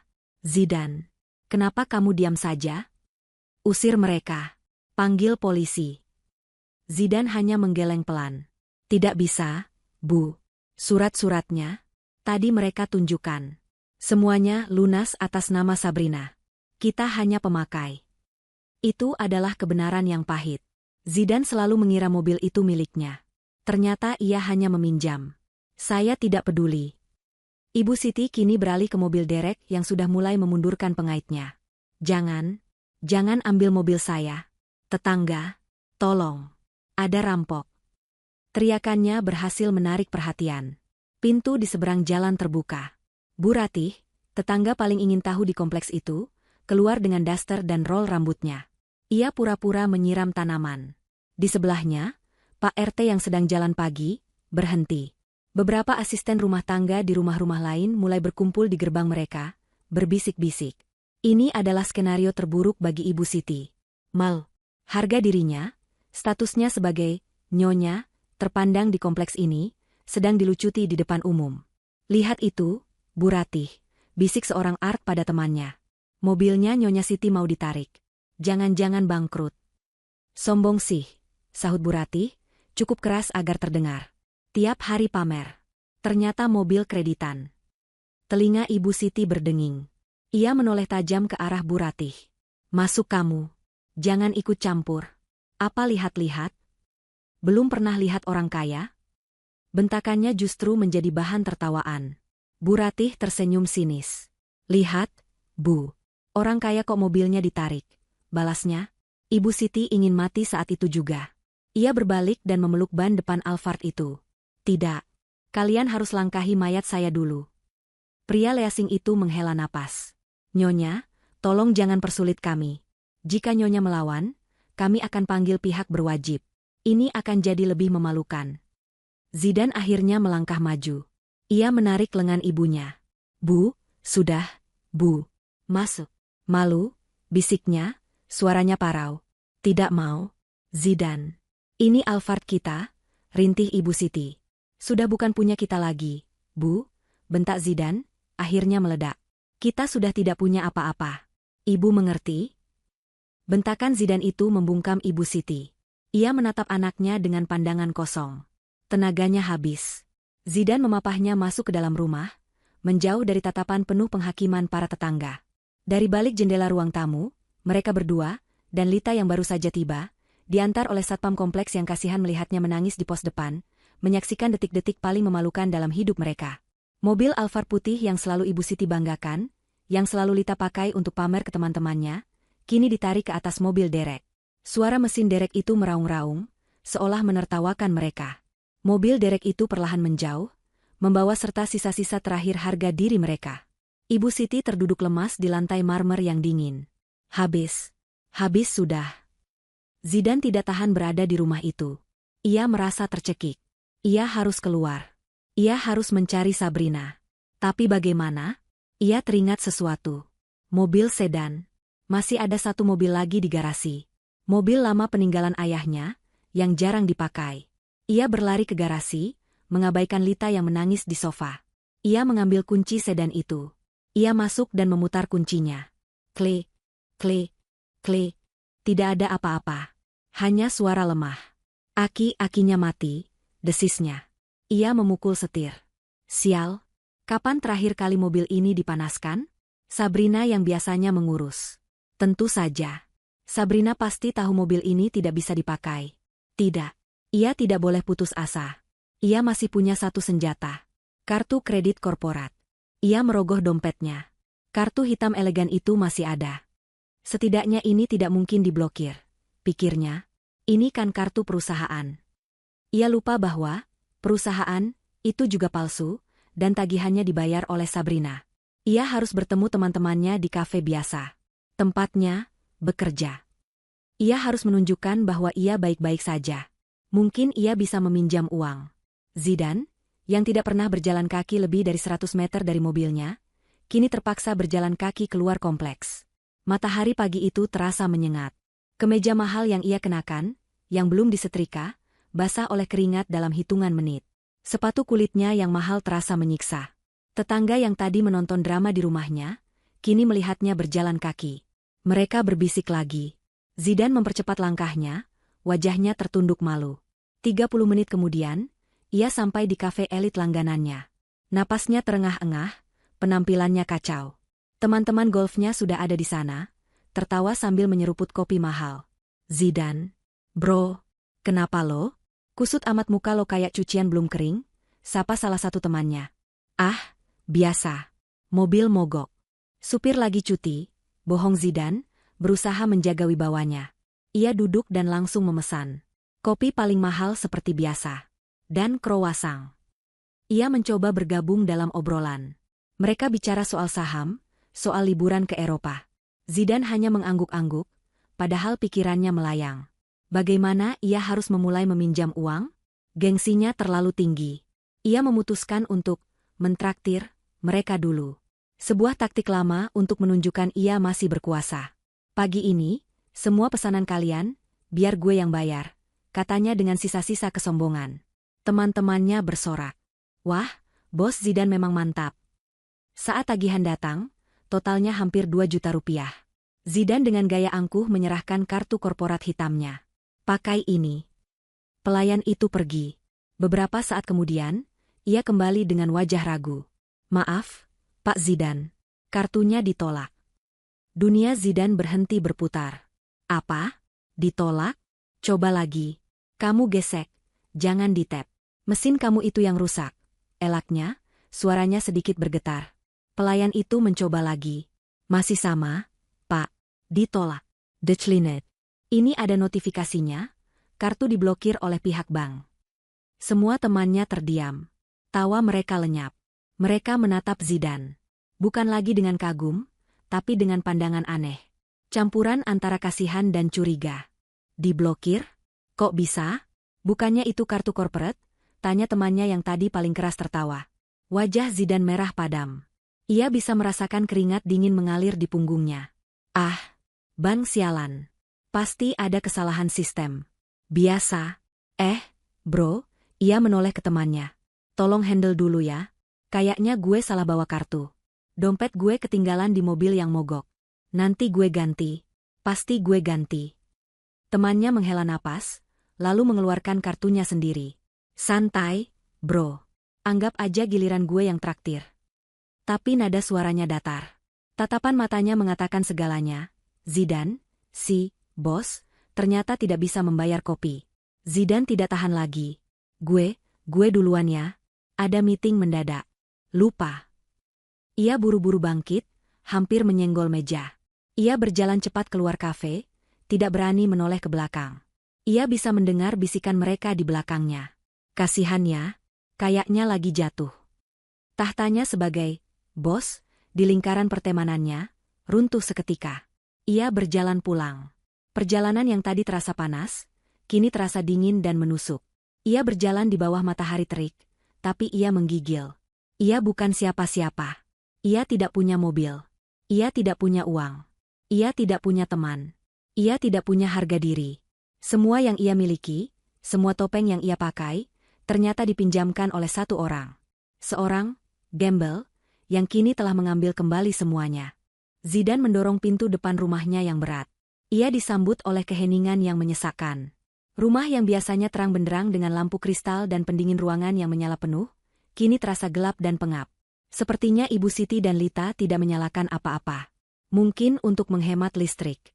Kesadaran baru yang ironis. Garasi yang kosong melompong terlihat seperti lubang hitam yang menganga, menelan semua sisa kejayaan mereka. Zidan melangkah masuk ke ruang tamu. Pemandangannya menyedihkan. Ibu Siti duduk meringkuk di sofa beludru yang harganya ratusan juta. Rambutnya yang biasa tersanggul rapi kini acak-acakan. Wajahnya yang penuh riasan kini kotor oleh air mata yang sudah mengering. Ia terlihat tua, rapuh, dan kalah. Di sofa lain, Lita tertidur dengan posisi yang tidak nyaman, masih mengenakan seragam sekolahnya yang lecek. Matanya bengkak, sisa-sisa tangis histerisnya tadi. Mendengar Zidan masuk, Ibu Siti mengangkat kepalanya. Matanya yang merah menatap Zidan dengan tatapan kosong. Bagaimana? Tanyanya, suaranya serak. Zidan tidak perlu menjawab. Penampilannya sudah menjelaskan segalanya. Kemejanya basah oleh keringat, rambutnya lepek, dan wajahnya menyeratkan kekalahan mutlak. Ia ambruk di kursi yang berhadapan dengan ibunya. Gagal, desisnya. Kartuku juga diblokir. Semuanya. Habis. Lita terbangun oleh suara Zidan. Ia duduk, mengucek matanya. Mas, jadi gimana? Kita makan apa? Pertanyaan itu, pertanyaan paling dasar, kini menjadi pertanyaan yang paling menakutkan bagi mereka. Mereka bertiga terdiam. Tiga manusia yang terbiasa hidup dalam kemewahan absolut, kini kebingungan memikirkan cara untuk makan malam. Jam besar di dinding, hadiah pernikahan dari rekan bisnis Sabrina, berdetak nyaring. Tik, tok, tik, tok. Suaranya seperti palu yang menghantam kepala mereka.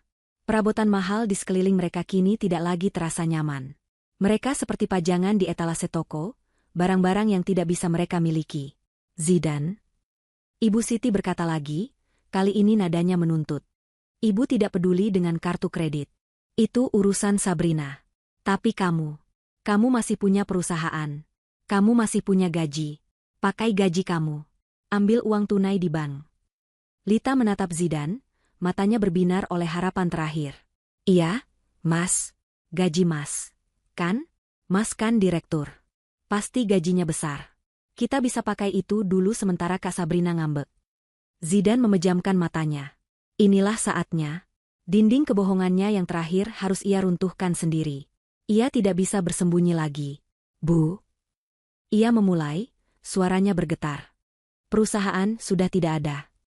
Ibu Siti mengerutkan kening. Apa maksudmu tidak ada? Kamu kan tiap pagi berangkat ke kantor? Kantor itu sudah disita bank. Setahun yang lalu, kata Zidan pelan. Ibu Siti dan Lita terdiam. Mereka mencoba mencerna kalimat itu. Bangkrut, Zidan mengatakannya dengan lebih jelas. Perusahaan ayah bangkrut total. Tidak ada yang tersisa. Sejak setahun lalu, aku pengangguran. Bohong, teriak Lita, tidak terima. Kamu bohong. Terus kamu ke kantor tiap pagi? Kamu main golf? Kamu beli jam tangan mahal? Itu apa? Itu, semua. Sabrina, bisik Zidan, kepalanya tertunduk malu. Semua dari Sabrina. Ibu Siti berdiri. Kakinya gemetar. Apa? Apa katamu?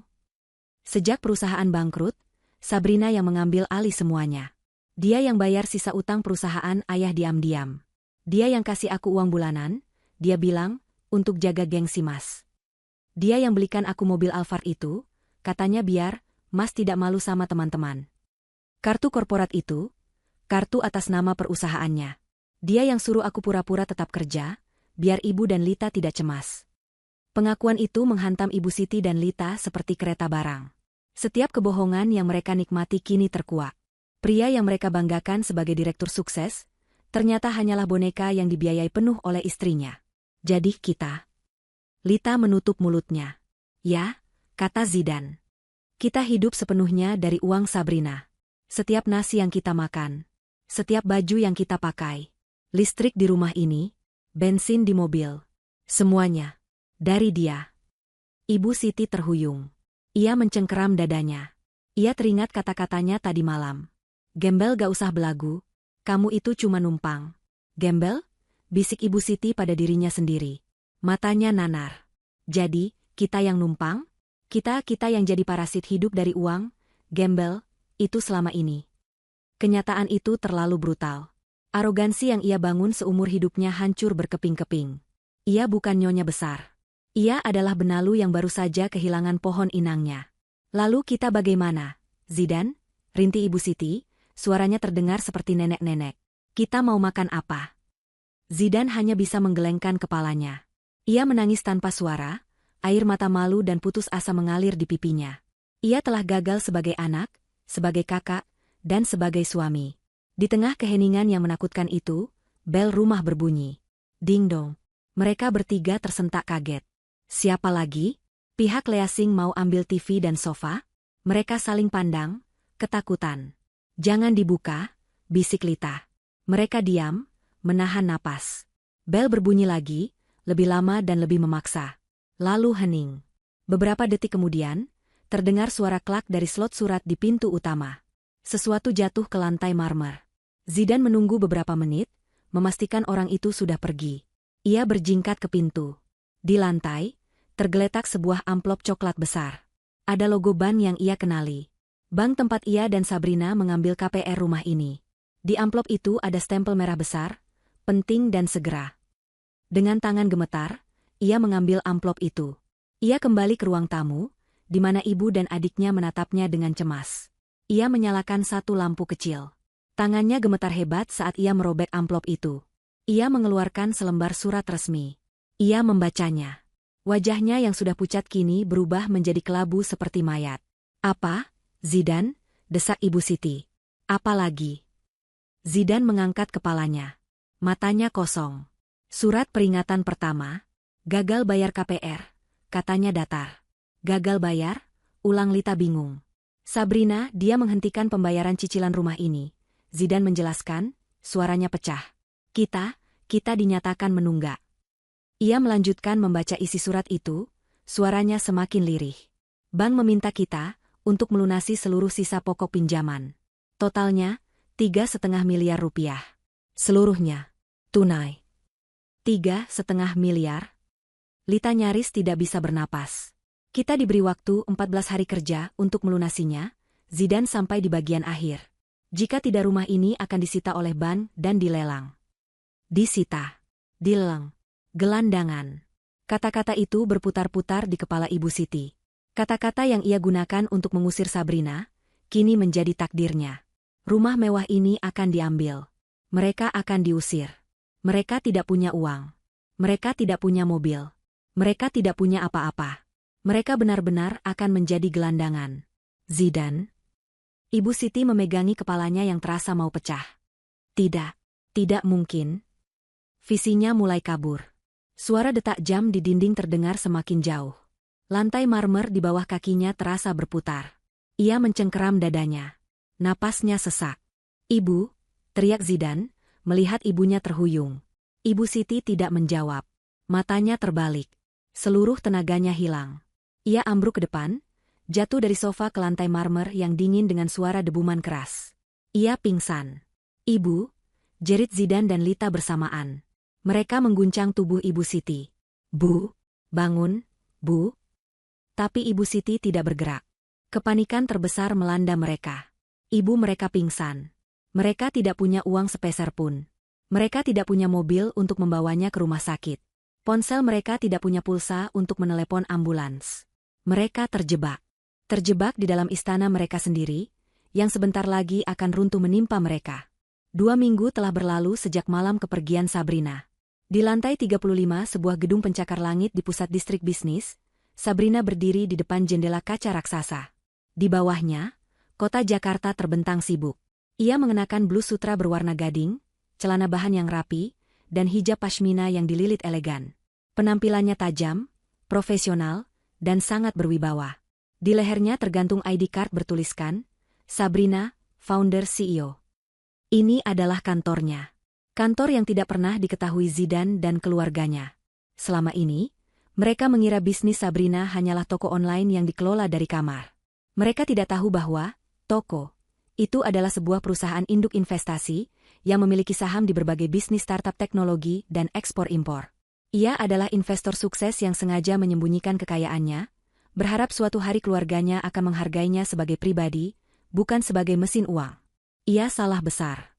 Bu Sabrina, Rina, asisten pribadinya, masuk dengan sebuah tablet. Tim pengacara sudah siap di ruang rapat. Para investor dari Singapura sudah terhubung lewat video conference. Sabrina mengangguk, berbalik dari jendela. "Baik, Rina. Ada kabar dari rumah di Jalan Anggrek?" Rina menatap tabletnya. "Sesuai perkiraan, Bu. Hari ini adalah hari ke-14. Surat peringatan ketiga dan surat perintah pengosongan rumah sudah dilayangkan oleh bank pagi tadi. Tim eksekusi akan bergerak besok pagi." Sabrina diam sejenak. Tidak ada ekspresi di wajahnya. "Bagus. Pastikan tim pengacara kita mendampingi pihak bank. Saya mau prosesnya berjalan sesuai hukum. Semua aset bergerak di dalam rumah itu, biarkan mereka ambil. Saya tidak mau satupun barang dari sana. Anggap saja donasi untuk para parasit." "Baik, Bu," kata Rina. Dan surat cerai sudah ditandatangani oleh Tuan Zidan. Beliau datang ke kantor pengacara kemarin. Beliau terlihat sangat kacau. Beliau memohon untuk bertemu ibu. "Saya tidak punya waktu," jawab Sabrina dingin. "Saya sudah membeli unit apartemen baru di penthouse Sudirman. Pastikan proses administrasinya selesai minggu ini. Dan mobil baru saya, apa sudah datang?" "Sudah di lobi basement, Bu. Sesuai pesanan Ibu. Alphard hitam keluaran terbaru." Sabrina tersenyum tipis. Ironis. Ia membeli mobil yang sama dengan yang ditarik dari Zidan. Bedanya, yang ini miliknya. Lunas. "Bagus. Mari kita mulai rapatnya." Ia melangkah masuk ke ruang rapat yang besar. Belasan manajer senior berdiri serentak, menyambutnya dengan hormat. Di layar besar, wajah-wajah serius para investor asing menatapnya. Sabrina duduk di kursi utama. "Selamat pagi, semuanya. Mari kita mulai presentasi akuisisi kuartal ini." Ia tampil tenang, berkuasa, dan sangat kaya. Ia adalah ratu di singgasananya sendiri, yang ia bangun dengan keringat dan otaknya. Sementara itu, di belahan kota yang lain, neraka sedang berlangsung. 2 minggu lalu, kepanikan di rumah Jalan Anggrek mencapai puncaknya. Ibu Siti yang pingsan tidak kunjung sadar. Zidan, dalam keputusasaan total, melakukan satu-satunya hal yang ia bisa. Ia berlari keluar rumah.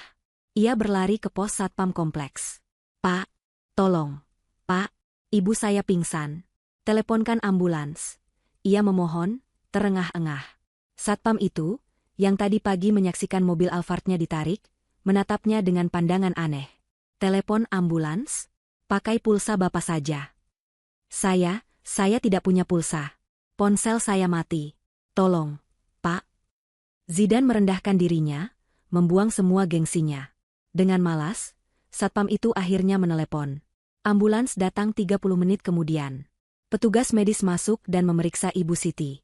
Tekanan darahnya sangat tinggi. Ini stroke ringan atau serangan panik hebat. Harus segera dibawa ke UGD. Mereka mengangkat Ibu Siti ke brankar. Saat di UGD rumah sakit terdekat, masalah baru muncul. Administrasi, Pak.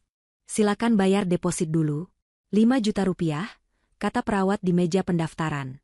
Zidan dan Lita saling pandang. 5 juta. Mereka bahkan tidak punya 50 ribu. Sus, bisa pakai asuransi. Zidan mencoba. Asuransi atas nama siapa? Sabrina, istri saya. Perawat itu mengetik nama Sabrina. Maaf, Pak. Semua polis asuransi premium atas nama Nyonya Sabrina sudah membatalkan semua tertanggung tambahan atas nama Bapak Zidan, Ibu Siti, dan Nona Lita. Efektif sejak 2 minggu lalu. Kaki Zidan lemas. Sabrina benar-benar memotong segalanya. Ia memikirkan semua kartu asuransi VVIP yang selalu ia banggakan di dompetnya. Semuanya kini hanya sampah plastik. Jadi, kami tidak ditanggung, bisik Lita. Anda bisa pakai jalur umum, BPJS, tanya perawat itu.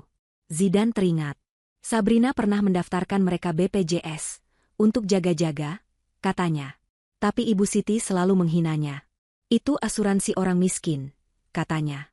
Kini, asuransi orang miskin itu adalah satu-satunya harapan mereka. Ibu Siti akhirnya dirawat di bangsal kelas 3. Bangsal yang panas, berisik, dengan 6 pasien dalam satu ruangan. Jauh dari kamar VVIP pribadi yang biasa ia tempati jika sakit. Ia siuman beberapa jam kemudian, linglung. Melihat langit-langit kotor dan kipas angin yang berputar lambat di atasnya, ia menangis. Di mana ini? Kenapa aku di sini? Zidan. Pindahkan ibu. Tidak bisa, Bu. Kita pakai BPJS. Jawab Zidan malu. Ibu Siti histeris. Ia mencabuti selang infusnya. Perawat harus menenangkannya. Ini adalah karma pertamanya. Untuk menebus obat yang tidak ditanggung BPJS, Zidan terpaksa menjual satu-satunya aset yang ia miliki, jam tangan Rolex palsu, KW Super, yang selalu ia banggakan. Ia menjualnya ke pedagang di pasar loak seharga 300 ribu rupiah. Uang itu habis untuk obat dan ongkos Lita bolak-balik naik angkot. Hari-hari berikutnya adalah mimpi buruk. Surat peringatan kedua dari bank datang. Lalu yang ketiga. Zidan mencoba menelepon teman-teman golfnya. Bro, pinjam uang dulu. Maaf, Zidan. Lagi dipakai, nih. Aduh, istri gue lagi butuh. Sorry, bro.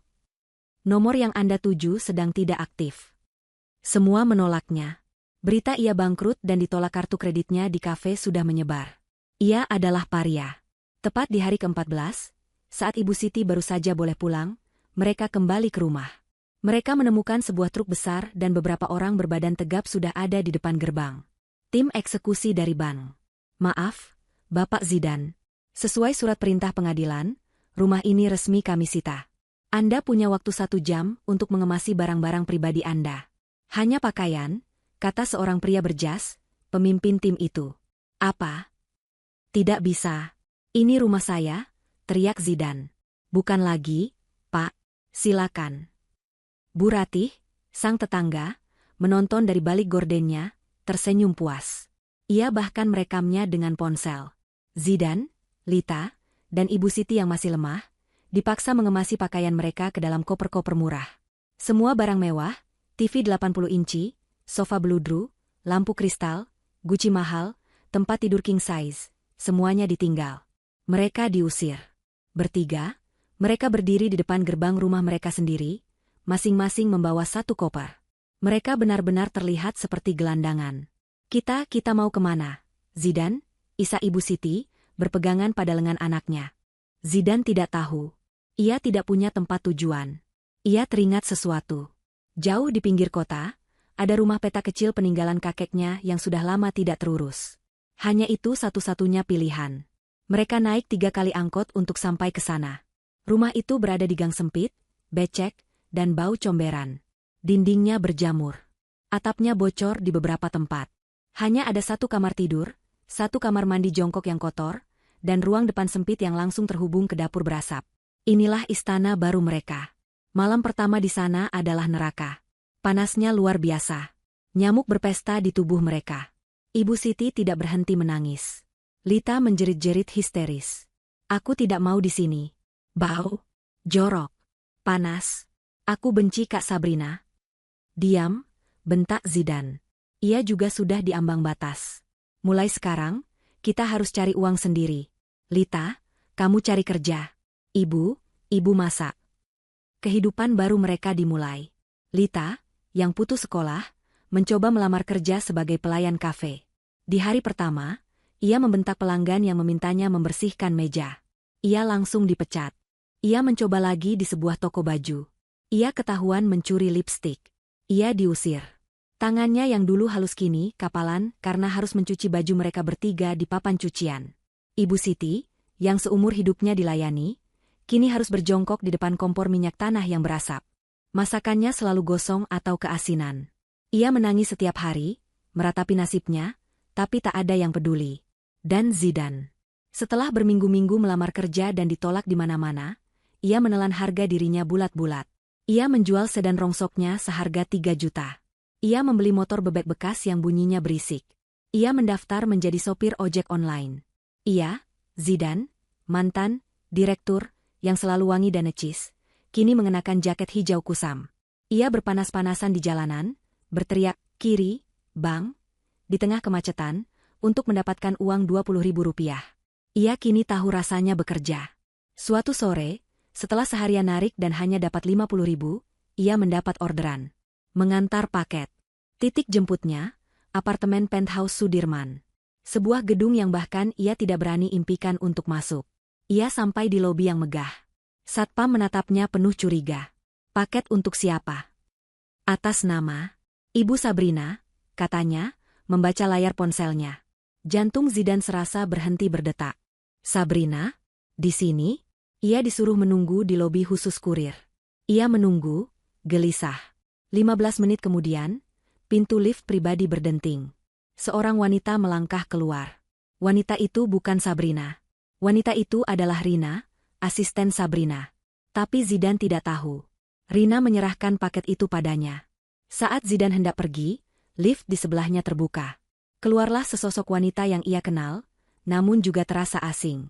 Mengenakan dress kasual yang elegan, hijab yang sempurna, dan kacamata hitam besar. Di tangannya ada kunci mobil yang Zidan kenali logonya. Sabrina.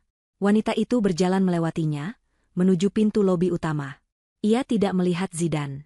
Atau pura-pura tidak melihat. Aroma parfumnya yang mahal, parfum yang dulu Zidan belikan menggunakan uang Sabrina, menyeruak hidung Zidan. Zidan membeku. Jaket hijaunya yang bau keringat rasa membakarnya. Di depannya adalah istrinya, yang kini terlihat seperti bintang film. Ia, sang suami, hanyalah seorang tukang ojek yang bahkan tidak berani menyapanya. Zidan berdiri kaku seperti patung. Ponsel di tangannya bergetar, orderan paket itu harus segera diantar. Tapi ia tidak peduli.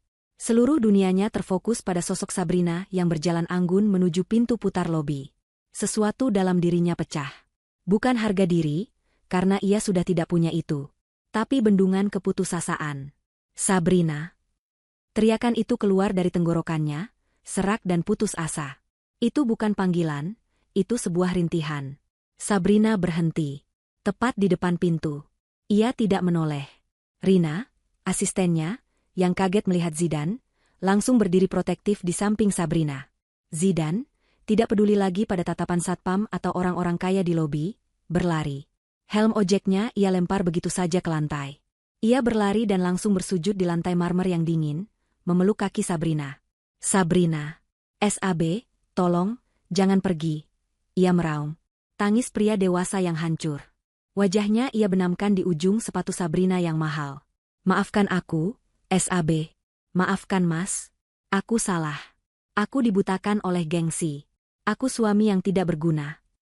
Sabrina tetap diam. Ia hanya menatap puncak kepala Zidan yang tertunduk di kakinya. Aku sudah menderita, SAB. Ibu sakit-sakitan di kontrakan sempit. Lita putus sekolah, dia nyuci baju sendiri. Kami makan cuma sekali sehari. Aku jadi tukang ojek, SAB. Lihat aku. Zidan mengangkat wajahnya, yang basah oleh air mata dan keringat. Ia menunjuk jaket hijaunya yang kusam. Aku sudah dihukum. Tolong, SAB kembalilah. Aku janji akan berubah. Aku akan kerja apa saja. Aku akan jadi suami yang baik. Tolong selamatkan kami. Para satpam sudah bergerak maju untuk menyeret Zidane, tapi Sabrina mengangkat tangannya sedikit. Tanda untuk berhenti. Zidane, melihat Sabrina tidak menendangnya, mendapat sedikit harapan. Ia merogoh sakunya, mengeluarkan ponselnya. Ia pasti sudah menghubungi ibu dan adiknya saat menunggu tadi, memberitahu lokasinya. Ibu, Lita, cepat ke sini, teriaknya pada ponselnya. Tak lama kemudian, dari pintu masuk lobi yang sama, masuk dua sosok yang menyedihkan. Ibu Siti dan Lita. Mereka pasti sudah menunggu di warung seberang jalan. Mereka berlari tergopoh-gopoh. Penampilan mereka adalah sebuah tragedi. Ibu Siti, yang dulu selalu necis, kini memakai daster kusam yang warnanya pudar. Rambutnya yang beruban dibiarkan tergerai seadanya. Wajahnya penuh kerutan lelah, dan ia terlihat 15 tahun lebih tua. Lita, si gadis glamor, kini memakai kaos oblong pudar dan celana training. Wajahnya kusam, penuh bekas jerawat yang tidak terawat. Tangannya yang dulu lentik kini terlihat kasar dan kemerahan. Melihat Sabrina berdiri di sana, sehat, cantik, dan kaya, sementara mereka seperti gembel, rasa iri dan putus asa bercampur aduk. Ibu Siti tidak menunggu lama. Ia mengikuti jejak anaknya. Ia berlutut di samping Zidane. Tangannya yang kasar berusaha meraih tangan Sabrina. Sabrina, nak, maafkan ibu. Rintihnya. Arogansi itu telah lenyap, digantikan oleh keputusasaan seorang pengemis. Ibu salah, nak. Ibu sudah buta. Ibu sudah menghina kamu. Ibu. Ibu yang gembel, nak. Ibu. Ia menangis histeris. Tolong, nak, kasihani kami. Zidane sudah menderita. Lita, lihat Lita, nak, dia sudah hancur. Tolong bayar utang rumah itu.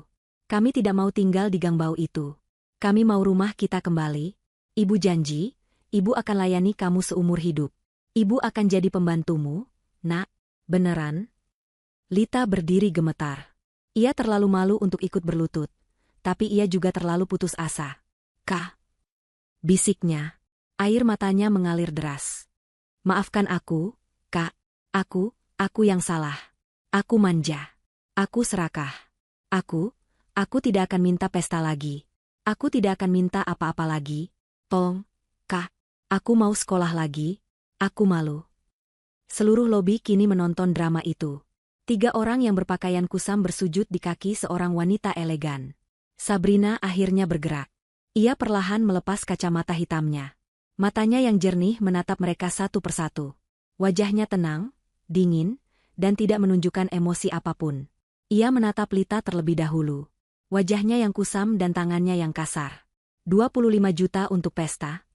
Suara Sabrina yang tenang dan jernih membelah keheningan. Lita tersentak.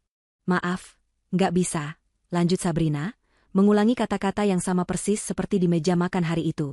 Cari sendiri uangnya. Tubuh Lita menegang. Kata-kata itu menghantamnya seperti palu.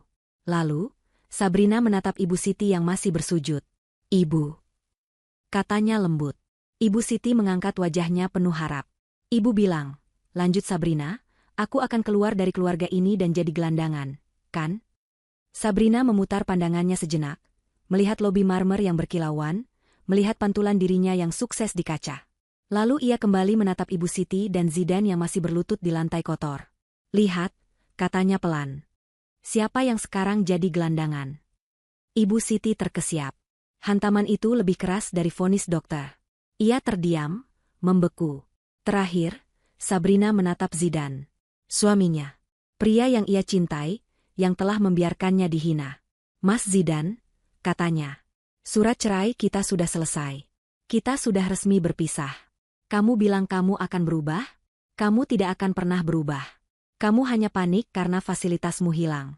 Kamu tidak menangis karena kehilangan aku. Kamu menangis karena kehilangan uangku. Tidak, SAB.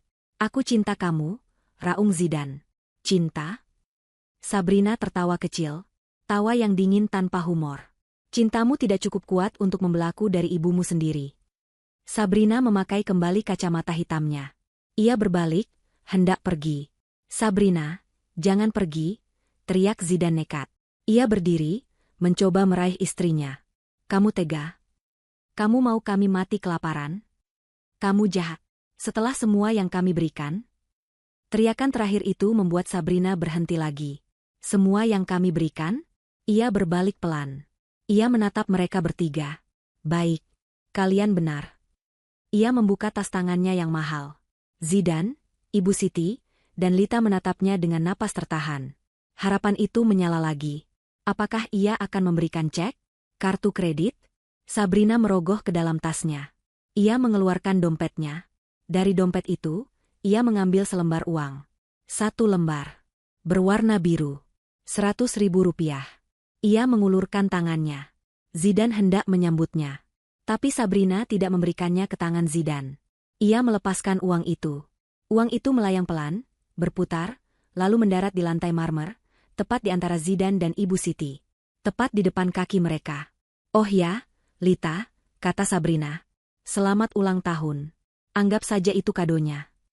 Zidan, Lita, dan Ibu Siti menatap uang 100.000 yang tergeletak hina di lantai itu. Itu, lanjut Sabrina, suaranya menusuk. Untuk ongkos kalian pulang.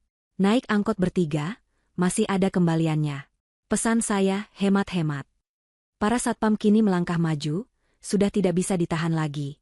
Mereka mulai menarik Zidan, Lita, dan Ibu Siti. Maaf, Bapak, Ibu. Harap tinggalkan area lobi. Lepaskan. Ini istri saya, Sabrina. Sabrina. Zidan meronta. Sabrina tidak menoleh lagi. Ia berjalan keluar pintu putar. Di luar, sebuah mobil Alphard hitam terbaru yang mengilap sudah menunggunya.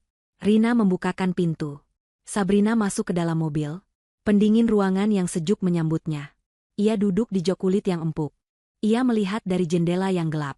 Ia melihat 3 sosok yang pernah menjadi keluarganya itu, kini diseret secara paksa oleh satpam keluar dari lobi. Mereka berteriak, menangis, dan memaki. Zidan, di tengah tarikan satpam, menatap uang 100.000 yang masih tergeletak di lantai. Itu adalah simbol kehancuran totalnya. Mobil Sabrina melaju pelan, meninggalkan gedung mewah itu. Di dalam mobil, Sabrina menatap lurus ke depan. Jalanan Jakarta yang sibuk terbentang di hadapannya. Ia meraih ponselnya, bukan untuk melihat ke belakang, tapi untuk menelepon timnya. Rina, rapat selanjutnya jam berapa? Ia tidak meneteskan air mata. Ia hanya merasakan kelegaan. Pelajaran telah ia berikan. Karma telah menemukan jalannya. Dan ia, akhirnya, bebas.